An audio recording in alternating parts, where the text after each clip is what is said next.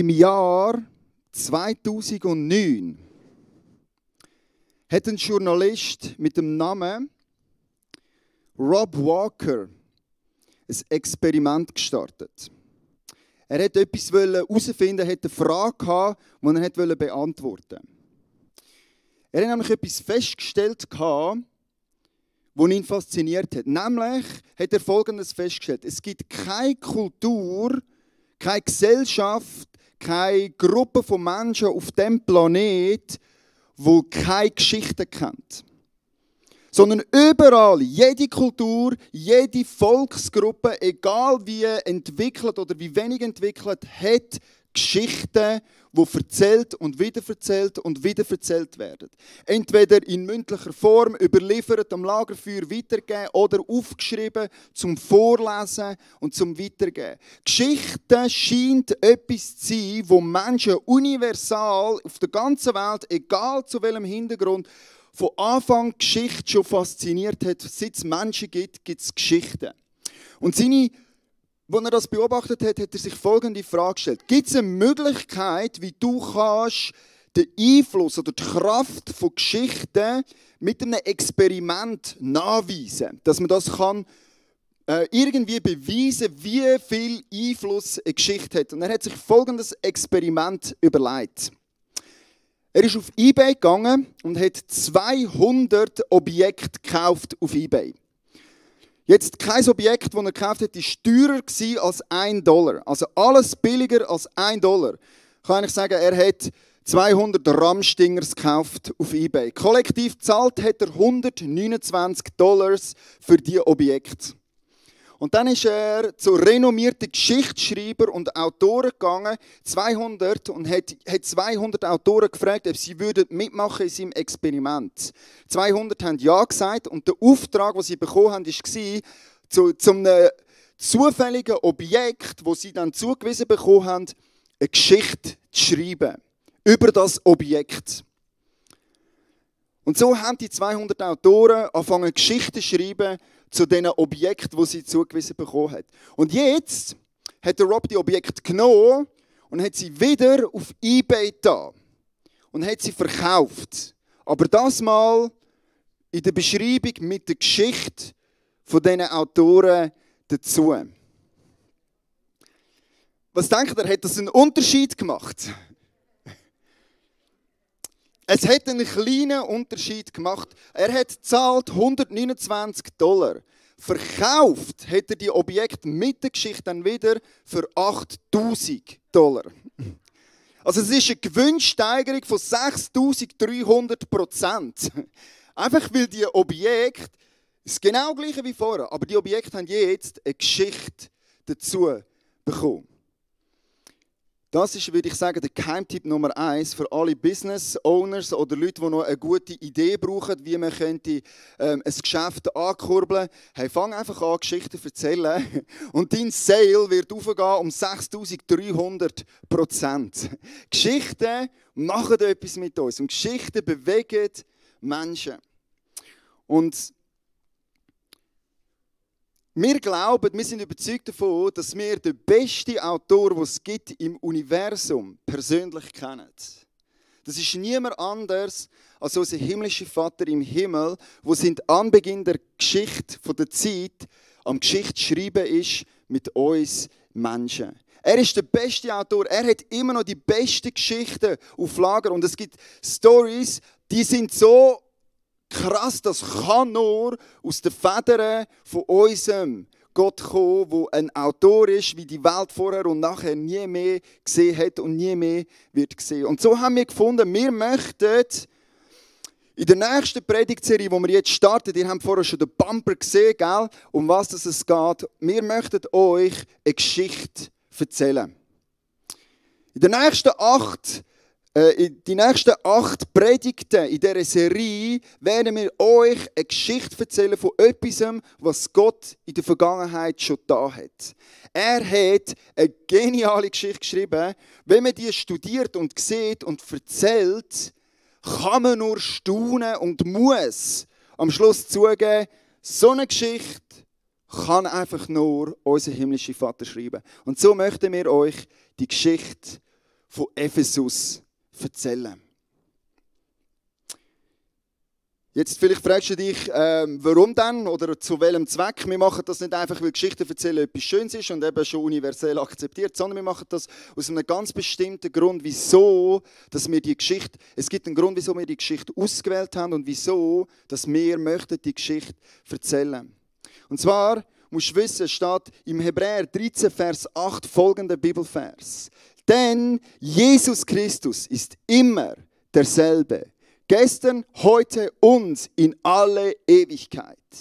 Das ist der Jesus, an den wir glauben. Und folgende Logik haben wir entdeckt und ich hoffe, du kannst zustimmen. Hey, wenn Gott in der Vergangenheit schon so eine Geschichte geschrieben hat, wo einfach wirklich speziell ist. Und wenn der Gott dazu mal das gemacht hat, in der Vergangenheit, gestern schon so Geschichte geschrieben hat. Und wenn der Gott sagt, ich bin heute der gleich, da bei uns im Baden-Wettigen, bedeutet das für mich, dass Geschichten, die dort geschrieben worden sind, die wir euch erzählen wollen, dass das für uns heute auch möglich ist. Einverstanden? Macht Sinn, die Überlegung, oder? Genau darum möchten wir euch die Geschichte erzählen. Nicht, weil es einfach schön ist, Geschichten zu erzählen, sondern weil wir überzeugt sind, daran glauben, dass der Gott, der in der Vergangenheit Geschichten geschrieben hat, dass das der gleiche heutzutage noch mitten unter uns am Wirken ist. Dass er gegenwärtig, jetzt an dem heutigen Tag, in dem Gottesdienst am Wirken ist. Der gleiche Gott, der diese Geschichte geschrieben hat, ist auch heute wieder am Geschichten schreiben. Und er wird in Zukunft mit dieser Region, mit unserer Kirche Geschichte schreiben. Weil so ist er einfach. Und darum möchten wir die Geschichte erzählen. Mit der Perspektive in die Zukunft, dass der gleiche Gott auch uns heute noch kann und will begegnen und dass er mit uns, so wie dort mal, auch Geschichte schreiben will. Und so möchte ich jetzt mit uns zusammen am Anfang dieser Predigtserie beten. Ich möchte beten für etwas sehr Spezifisches, nämlich, dass dein und mein Glaube aufgrund von dem, was Gott in der Vergangenheit gemacht hat, dürfen wachsen. Das ist mein Ziel für uns heute an diesem Morgen, dass wir dürfen mit neuem Glauben und grösserer Hoffnung in die Zukunft hineinschauen. Und das möchte ich jetzt von unserem himmlischen Vater erbeten. Lieber Vater, du bist gütig und du bist gnädig. Schon immer gewesen, auch heute und morgen und in alle Ewigkeit ist das, wie du bist. Du bist der beste Autor, den es gibt im Universum. Niemand schreibt so Geschichten, wie du Geschichten schreibst.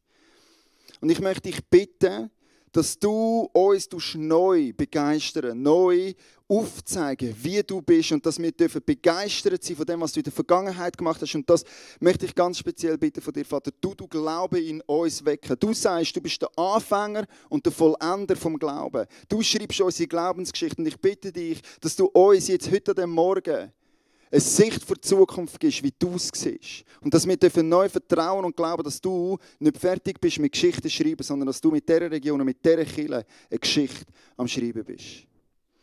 Und alle, die einverstanden sind, dürfen mit mir zusammen sagen, Amen. Amen.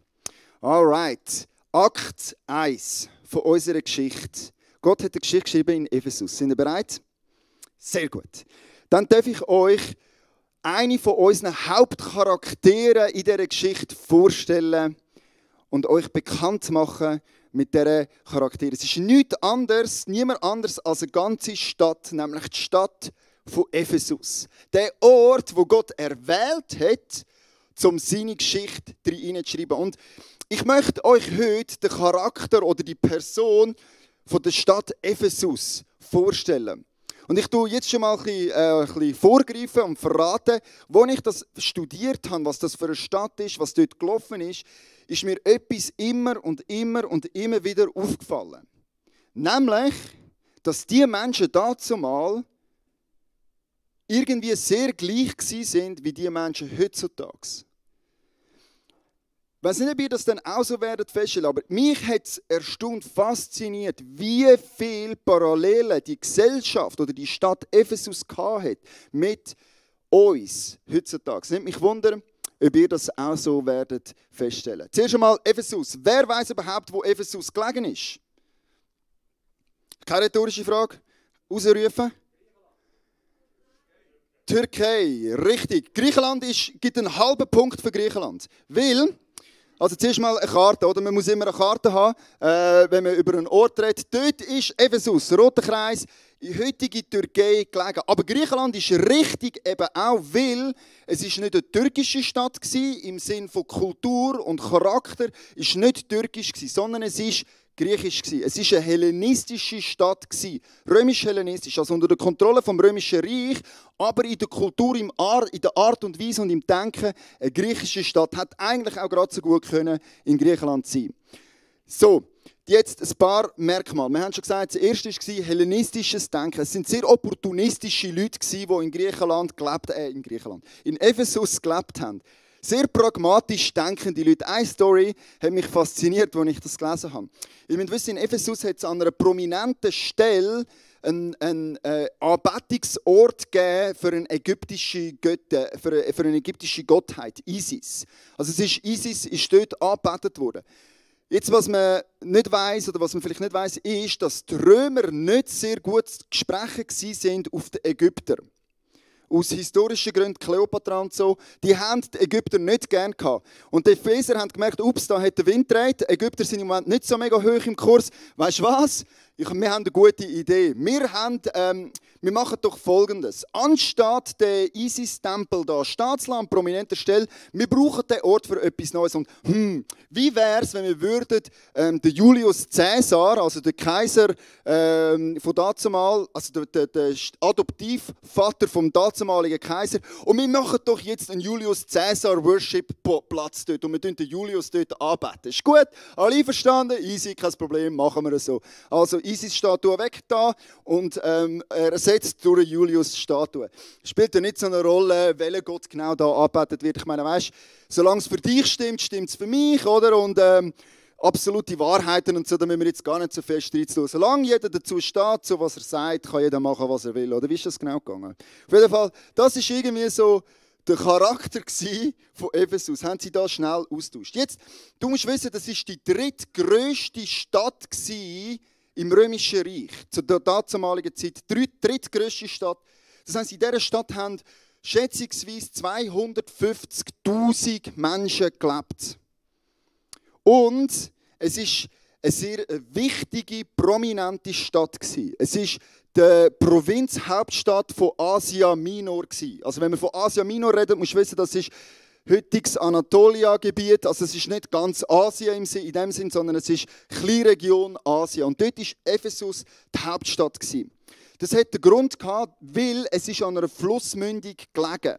Und Flussmündungen ist einfach ein Kontrollort. Wenn du Einfluss nehmen ins Hinterland, musst du einfach an Flussmündungen gehen, weil Handel und Kommunikation und alle Straßen gehen immer an Flüssen entlang. Also Hinterregion, die Schafhirten etc., bös gesagt, die beeinflusst ist, indem du einfach vorne beim Fluss bist. Und das haben die Römer gemacht. Also Ephesus war eine wichtige, grosse Stadt. Und ich möchte mit euch 4 Merkmale anschauen, die mich fasziniert haben in der Recherche zu unserer Stadt Ephesus. Das Erste, was man feststellt von Ephesus ist, es ist eine extrem reiche Stadt.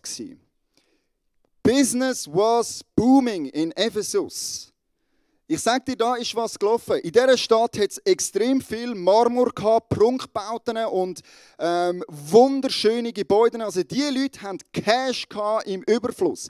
Und das hat ein paar Gründe gehabt. Einerseits, weil sie strategisch gut gelegen sind und Handel ist sehr prominent gewesen. Und zweitens haben sie auch etwas gehabt, wo nur 6 andere auch noch hatten in der ganzen Welt. Was sie nämlich hatten, ist ein höchstpersönliches und eigenes Weltwunder. Ja, es gibt 7 antike Weltwunder und eins davon ist in Ephesus gestanden.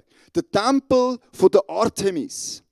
Also es ist ein architektonisches Meisterwerk, das die Epheser tatsächlich als ihr eigen nennen. Das ist ein Gebäude, das auf über 100 Marmorsäulen errichtet worden ist. Und Tourismus ist gut gelaufen. Ganz viele Leute sind aus nah und fern zu dem Ort gekommen, um die Artemis anzubeten oder um eben den Tempel anzuschauen. Das ist prominent gewesen und das hat Tourismus angekurbelt. Und die Epheser sind clever gewesen. Die haben dann auch jedem Tourist, der gerade kam, Also vielleicht gleich auch noch ein bisschen türkische Kultur, gell? Jeder Tourist, der gekommen ist, haben es abgezockt. Sie haben ihm nämlich so Statuen verkauft, Ramsch zum Heine, oder? Das dann kannst du deinen Nachbarn zeigen. Schau mal, ich bin in der Türkei siehst, und ich habe da die Tasche gekauft und es war mega cool gewesen. Und der Basar hat mir sogar noch einen billigen Preis gegeben. Aha, genau. So ist doch das, oder? Und die Epheser, die sind Meister in dem. Die haben gecheckt, okay, wir haben da eine einmalige Marktlücke entdeckt. Es gibt nicht so viele Weltwunder. Wir haben eins davon, das müssen wir kapitalisieren. Und das haben sie auch gemacht. Es hat sogar die Legende gegeben, dass die Artemis ein Bildnis von sich selber vom Himmel abgerührt hat und an diesen Ort hergestellt ist. Also es ist eine göttliche, seht ihr, gemacht von Geschichte. Gell? Die haben eine Geschichte geschrieben, eine Geschichte erzählt um ihr Gebäude und alle Leute wollten die Geschichte erster Hand erleben und sind auf das Ephesus gekommen. Also Business was booming. Das Zweite, was man feststellt, die Epheser haben ein grosses Ego gehabt. Die sind sehr fest damit beschäftigt, sich selber zu profilieren und darzustellen. Es ist sehr viel darum gegangen, gesehen zu werden. Was ihr da seht, ist nicht irgendjemand, sondern das ist der Latros, der Doktor, die Statue. Jetzt, egal wie gut dein Selfie ist, es wird nie ein Latros-Level erreichen. Weil der Typ hat es geschafft, von sich selber eine Statue an der Hauptstraße aufzustellen in Überlebensgröße, wo 2000 Jahre später immer noch davon geredet wird. Ich meine, das ist mal ein Selfie, oder? Der hat sich selber eine Statue errichtet. Und er war nicht der Einzige, sondern das ist einer der wenigen, die heute noch steht. Aber die Straße war überliefert, war gesäumt mit Statuen von prominenten Persönlichkeiten, die es zu etwas gebracht haben. Also die sind jemand gewesen, verstehst du? Die haben es geschafft und die sind gesehen worden und die haben sich selber eine Statue errichtet oder eben ein Selfie gemacht für die Ewigkeit. Es ist eine sehr egoistische, ich-bezogene Gesellschaft gewesen, wo es darum gegangen ist, gesehen zu werden von anderen Menschen. Seht ihr schon so ein paar Parallelen zu unserer heutigen Gesellschaft? Sehr reiche Region, sehr ich-zentrierte Menschen, opportunistisch, wo Wahrheit nicht so mega wichtig ist, sondern solange es mir gut geht, ist gut. Gell? Und das Dritte, es war eine unterhaltungssüchtige Gesellschaft. Ist es nicht spannend, dass sobald die Grundbedürfnisse befriedigt sind von einem Menschen, kommen andere Sachen plötzlich eine Wichtigkeit über, die gar nicht so logisch ist. Das eine davon in Ephesus war Unterhaltungssucht. Woran erkennt man das? Okay, sie haben ein Amphitheater gehabt, so sieht das nach rekonstruierten Vorstellungen, so wird das circa ausgesehen haben. Sabrina war schon dort und ihre Mami hat schon gesungen an diesem Ort. Und sie sagt, die Akustik sei sehr genial gewesen. Du musst wissen, an diesem Ort hat es Platz gehabt für Archäologen schätzen, dass da bis zu 56'000 Menschen Platz gehabt haben in diesem Amphitheater. Einfach so als Grössenvergleich, als Einordnung. Das Jöckeli in der Schweiz ist das grösste Stadion der Schweiz. Dort hocken 38'512 Leute im Jöckeli. 56'000 da. Joggeli. Genau. Gott habe Erbarmen mit dem FC Basel. Sie brauchen es. Genau. Right. Man hat in Ephesus auch Gladiatorengräber gefunden, wo Gladiatoren zur Belustigung und zur Unterhaltung der Epheser ihr Leben gelassen haben. Also eine Gesellschaft, wo Geld und Spass wichtig war. Und was wichtig war, sich selber zu zeigen und zu darzustellen. Das letzte Merkmal, das mir sehr fest ins Auge gesprungen ist, es war eine sehr sexualisierte Gesellschaft. Was ihr hier seht, ist eine Statue von der Artemis, der lokalen Göttin, die im Tempel verehrt worden ist. Jetzt, der eine Kommentator hat das so schön festgehalten. Kein Historiker kann abschließend genau sagen, was eigentlich da alles abgeht bei dieser Statue. Ich sage einfach so viel, die Statue ist ein Symbol von Fruchtbarkeit. Es ist die Göttin von Müttern und steht für Fruchtbarkeit. Und dementsprechend ist Sex auch extrem prominent und sichtbar zur Schau gestellt worden in Ephesus. Zum Beispiel gibt es Kleidervorschriften für Priesterinnen im Tempel. Und zwar müssen die Priesterinnen im Tempel kurze Röcke haben und eine Brust muss rausschauen. Das war die Kleidervorschrift für die Priesterinnen in Ephesus. Also wenn du dort arbeiten wolltest, das war die Kleiderordnung. Hat mich gerade sehr fest an die Kleiderordnung vom Beachvolleyball erinnert. Auf jeden Fall ist Sexualität öffentlich zur Schau gestellt worden. Es ist nicht die einzige Statue, wo Nacktheit porträtiert worden ist. Und es ist klar gewesen, wenn du die Artemis, also die lokale Göttin, ehren willst, dann ist es normal, selbstverständlich, dass du in den Tempel gehst, Sex haben mit einer Prostituierten, weil es ist ja schließlich die Fruchtbarkeitsgöttin, oder? Und da gehört Sex dazu. Das heisst, moralisch gesehen, ja, nicht so mega auf dem Level, wo wir heute würden sagen, als Christen sollte man haben. Aber sonst in der Gesellschaft, ja, vielleicht eigentlich auf einem sehr ähnlichen Level. Nacktheit und Sexualität überall dargestellt und konsumiert in breiter Masse. Und niemand sieht ein Problem drin. Hey, warum auch? Ist ja schließlich, was wir da halt so machen, gell? Wieso sollte ich auch sexuelle Moral haben und so? Das ist ein Ding, das hat man früher gemacht. Genau das gleiche Denken dazu mal in Ephesus vor Ort gewesen. Jetzt, wenn ich das so angeschaut habe, habe ich sagen, ich sehe ganz viel von unserer heutigen Kultur da drinnen gespiegelt. Wir sind, egal bei welcher Messlatte du messest, wir sind undiskutierbar sehr reich, da in dieser Region. Wir sind fest mit uns selber beschäftigt.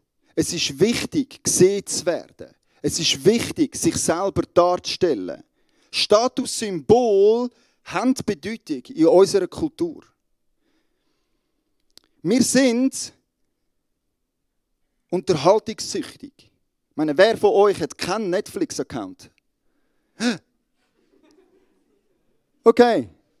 Alle anderen haben Disney Plus, oder?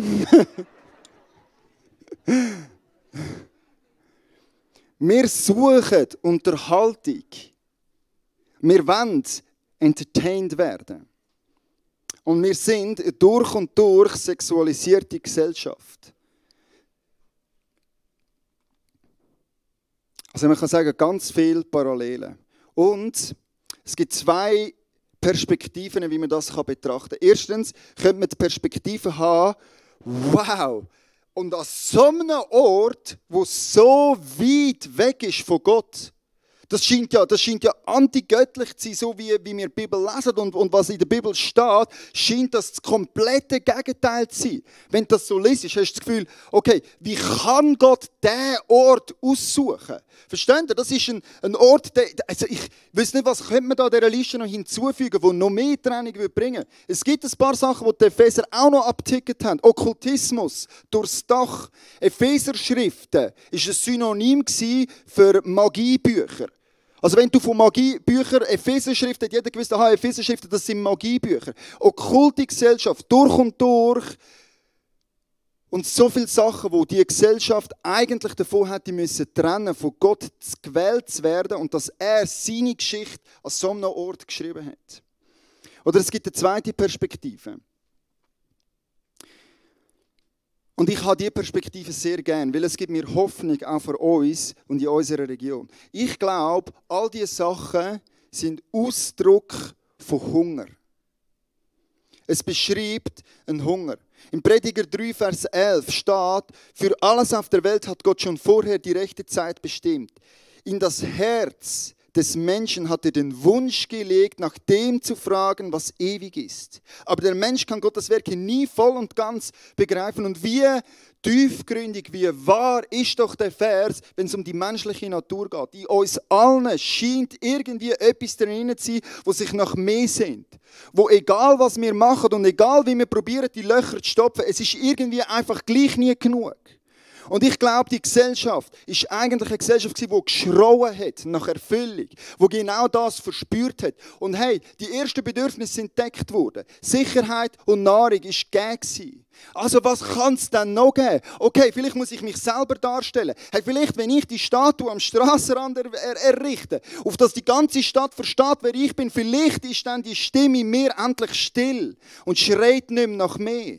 Vielleicht bringt ja ein Entertainment, was ich brauche. Vielleicht ist einfach nur das beste Theater, das ich gesehen habe. Solange ich lache und solange es lustig ist und solange ich Spass habe, vielleicht geht dann die Stimme in mir weg. Oder vielleicht ist es eben genau durch Sex. Wenn ich nur genug Sex habe mit möglichst vielen Leuten, vielleicht ist dann die Stimme in mir still.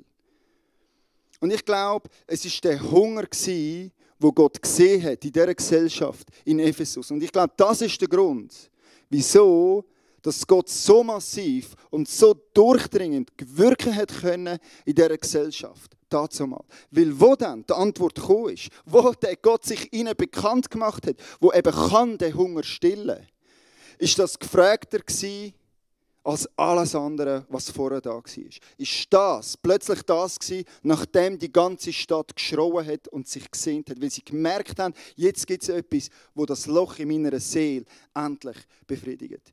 Ich mag diese Perspektive, weil ich glaube, wir sind eine Gesellschaft, die hungrig ist nach Erfüllung. Wir suchen Erfüllung an so vielen Orten und an so vielen verschiedenen Stellen. Und genau gleich wie damals in Ephesus ist auch heute die Antwort auf die Sehnsucht die gleiche. Es ist Versöhnung mit dem himmlischen Vater allein, wo das Loch, die Sehnsucht nach Ewigkeit in unseren Innen je kann füllen.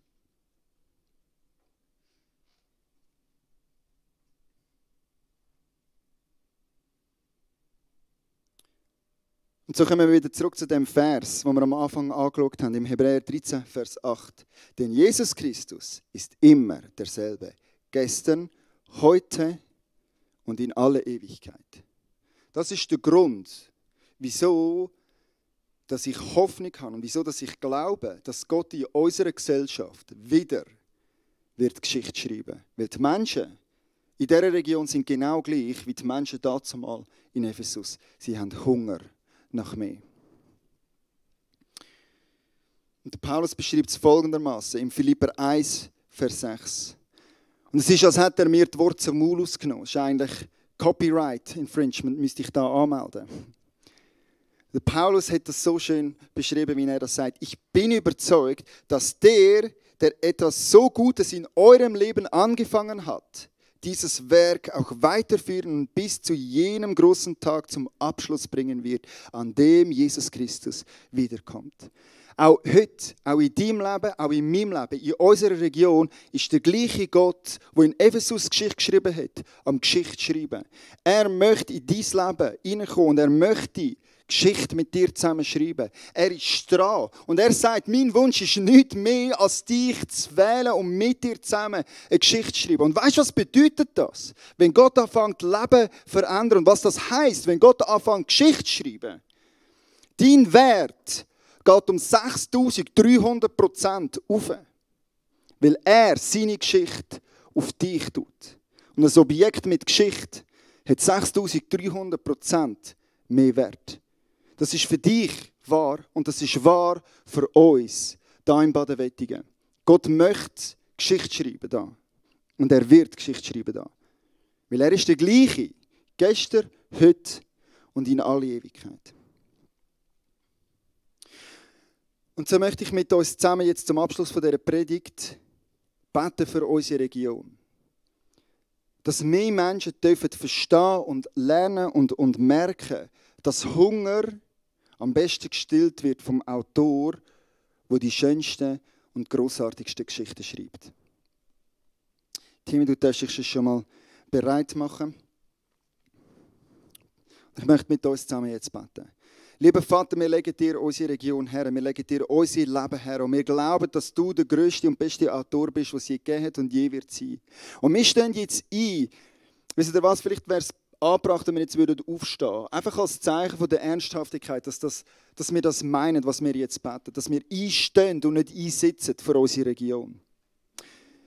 Vater, wir stehen ein für unsere Region. Wir sehen und wir kennen so viele Menschen, die sich sehnen nach mehr.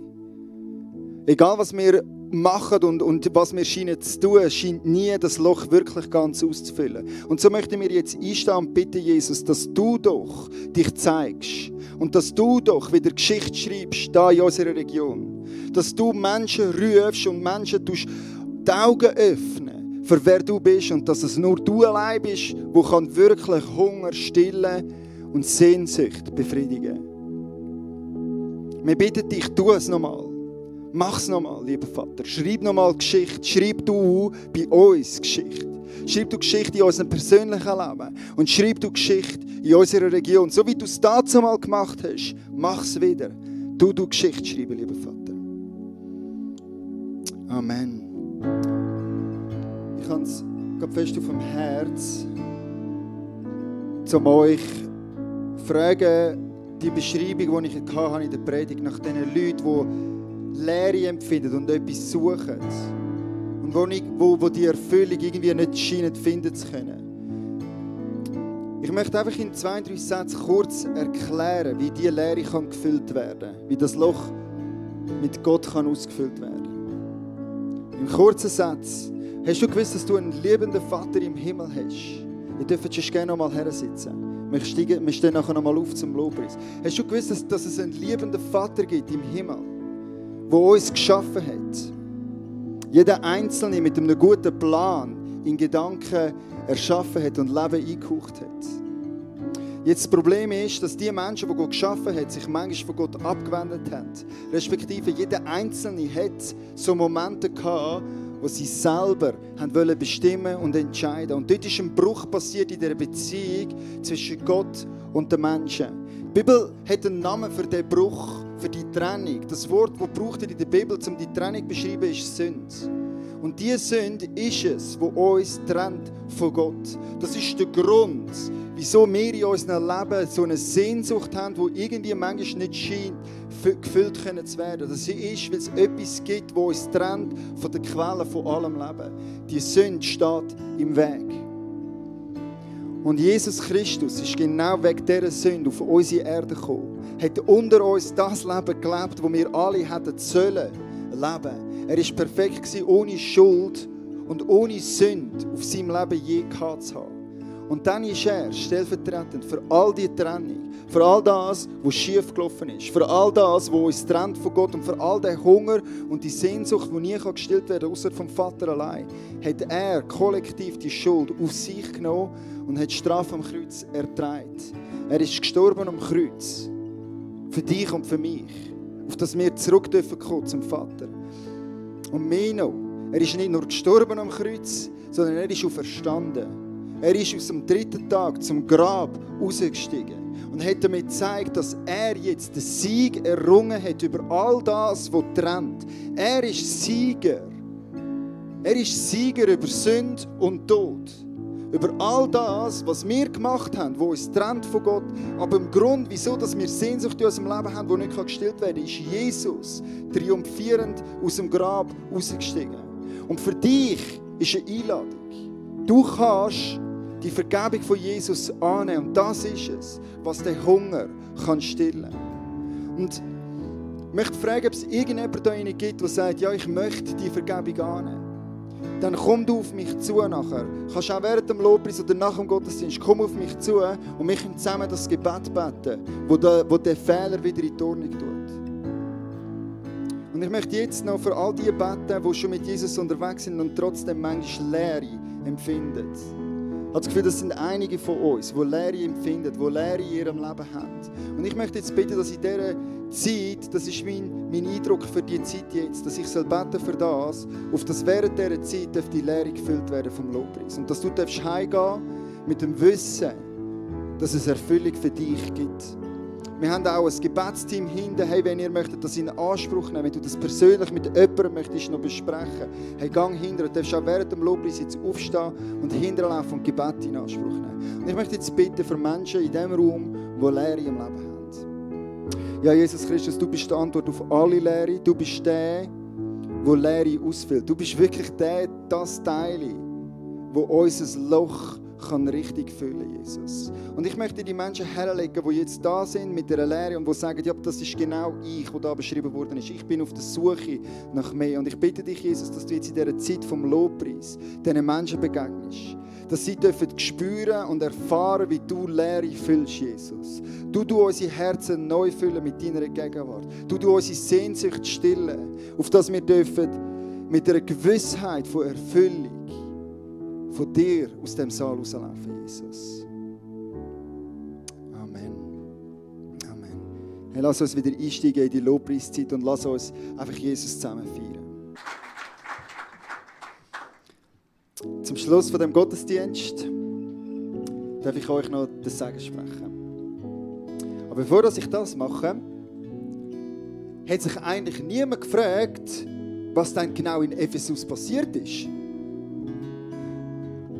Ich habe immer nur erzählt, von in Ephesus ist passiert, aber was dann eigentlich genau ist passiert in Ephesus? Das ist eben auch ein Charakteristikmerkmal von Geschichten. Egal wie viel Mal sie mir vielleicht schon gehört hat. Man will einfach gerne wissen, wie es weitergeht und vor allem, wie es zu Ende geht. Also wir müssen unbedingt nächsten Sonntag wieder da sein, weil dann werden wir nämlich weiter erzählen in dieser Geschichte, was dann Gott alles gemacht hat in Ephesus und was genau passiert ist in Ephesus. Aber jetzt darf ich euch die Segen sprechen für die kommende Woche. Und ich sage euch im Namen vom Vater, der euch gut gemacht hat. Und ich sage euch im Namen vom Sohn, der für euch am Kreuz gestorben ist und wieder auferstanden ist. Und ich sage euch im Namen vom Heiligen Geist, der Kraft Gottes, die in euch und durch euch wird wirken die kommende Woche. Amen, Amen und Amen. Seid gesegnet und habt einen schönen Sonntag.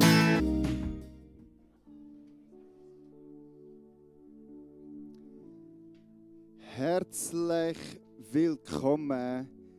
Darf ich euch alle heißen im Namen Gottes, dem Allmächtigen, der heute Morgen präsent ist mitten unter uns und der bereit ist, um zu uns zu reden heute Morgen. Hey, wie cool ist das, dass wir einen Gott haben, der nicht vor 2000 Jahren mal etwas gesagt hat, sondern dass wir einen haben, der kontinuierlich mit uns redet und mit uns in Kontakt ist. Und in diesem Namen darf ich euch alle herzlich willkommen heißen. Mega schön sind ihr alle da. Am Anfang gerade ein paar Informationen für euch. Wir dürfen neu wieder mehr Leute im Saal haben, was mega cool ist. Und wir haben extra zu viele Stühle im Saal. Und das hat System. Und das System wäre eigentlich folgendes, dass man immer einen Stuhl Abstand lassen zwischen den Gruppen. Einfach nochmal als friendly reminder, wäre schön, wenn wir das so könnten, handhaben, dass wir schauen, dass Gruppen, die nicht im gleichen Haushalt wohnen, dass man dort einen Stuhl Abstand hat. Das ist manchmal ein bisschen komisch, aber genau, das hat nach wie vor seinen Grund. Also wir müssen jetzt nicht anfangen, gross umschieben, mehr so ein bisschen für in Zukunft. Könnt ihr mal ein Auge auf das haben. Genau. Und dazu gerade noch eine Information zum Anmeldeverfahren. Es ist super, wenn ihr euch in Zukunft weiterhin anmelden für Gottesdienste. Es muss nicht vollständig sein, also wir machen das nicht, weil wir Contact Tracing haben, sondern wir machen das, dass wir unsere Kapazitätsgrenzen nicht überschreiten. Es wäre mega blöd und das ist wirklich etwas, was wir nicht wollen, dass am Sonntagmorgen ein Gast kommt und gerne in den Gottesdienst wird kommen und wir müssen sagen, sorry, nein, du kannst nicht kommen, wir sind schon voll. Das wollen wir wirklich vermeiden. Und darum würden wir schätzen, wenn ihr euch weiterhin anmeldet, wenn ihr wisst, dass ihr in den Gottesdienst kommt, euch anmelden. Das hilft uns, um so abschätzen, wie die Kapazitäten so aussehen. Dann ein paar wichtige Daten für eure Agenden. Das Erste, was ihr dürft wissen, ist, am 11. September haben wir eine Worship Night geplant mit dem Toby Meyer. Das wird ganz ein spezieller Abend werden. Er ist ein qualifiziert, anerkannt guter Worshipper hier in der Schweiz. Und es ist ein Privileg, dass er zu uns kommt und mit uns zusammen einen Worship-Abend gestaltet. Also hey, einschreiben, dick anstreichen, das ist ein Datum, das solltest du nicht verpassen. Am 7:30 hier im Kreuzpunkt. Dann Good News, unsere Jugend ist wieder gestartet in diesem Jahr mit 2 Gruppen. Wir haben Gravity Alter, das ist für 12 bis 15 und wir haben neu eine Gruppe Boundless für die älteren Jugendlichen für 16 bis 20. Das hat diesen Freitag den Start gehabt, war richtig cool gewesen und in 2 Wochen, am 27. August, findet schon wieder statt. Also hey, eure Teens anmelden, sagt es ihnen, sie sollen unbedingt kommen, sie haben etwas verpasst. Wir sind Bubble Soccer spielen und Gravity hat auch ein mega cooles Programm gehabt. Also unbedingt schauen, dass eure Kiddies, Teenies, Jugendliche am Freitagabend im Kreuzpunkt sind. Da läuft nämlich was. Dann Neues aus dem Himmelwärts. Wir sind gezügelt. Etliche Gruppen haben ein neues Zuhause gefunden. So, wenn du ein Baby hast, im Alter von 0 bis 2, hast du heute zum ersten Mal gemerkt, die sind ja nicht im 1. Stock, die sind jetzt neu im 3. Stock. Die haben ein neues Zuhause im 3. Stock gefunden. Wir haben auch für euch Eltern, die Kinder abgegeben haben, habt ihr vielleicht gemerkt, wir haben so eine Anmeldestation gehabt. Die Idee dahinter ist, dass ihr eure Kinder abgeben könnt und ab dem Moment, wo sie eingehökelt sind, wissen wir, okay, das Kind ist jetzt in unserer Obhut und wir geben uns das Beste, um uns, um euch, eure Kinder zu kümmern. Jetzt, wenn ihr sie wieder abholt, dann tun wir sie aushökeln. Und ihr wisst, liebe Eltern, was das bedeutet. Jeglicher Landschaden, der ab dann passiert, ist auf eurer Kappe. Das hilft uns und euch, zum klarmachen, hey, wer eigentlich zuständig für Kinder? Und wir möchten euch doch bitten, dass ihr spätestens bis um 11:30 im 1. Stock eure Kinder wieder abholt. Das heisst jetzt nicht, dass ihr sie zum Raum rausnehmen und dass ihr sofort verschwinden müsst. Ihr dürft gerne auch noch bleiben, aber seid euch einfach bewusst, dass ab dem Moment, wo ihr sie ausgehökelt habt, sind ihr zuständig für sie und schaut ihr für sie. Und sobald wir alle ausgehökelt haben, wissen wir auch als Leiter, hey, unser Dienst ist da und die Eltern sind jetzt zuständig und sie schauen jetzt. So haben wir uns das gedacht, das soll uns allen helfen, dass auch kein Kind verloren geht und dass immer alle wissen, wer ist eigentlich verantwortlich.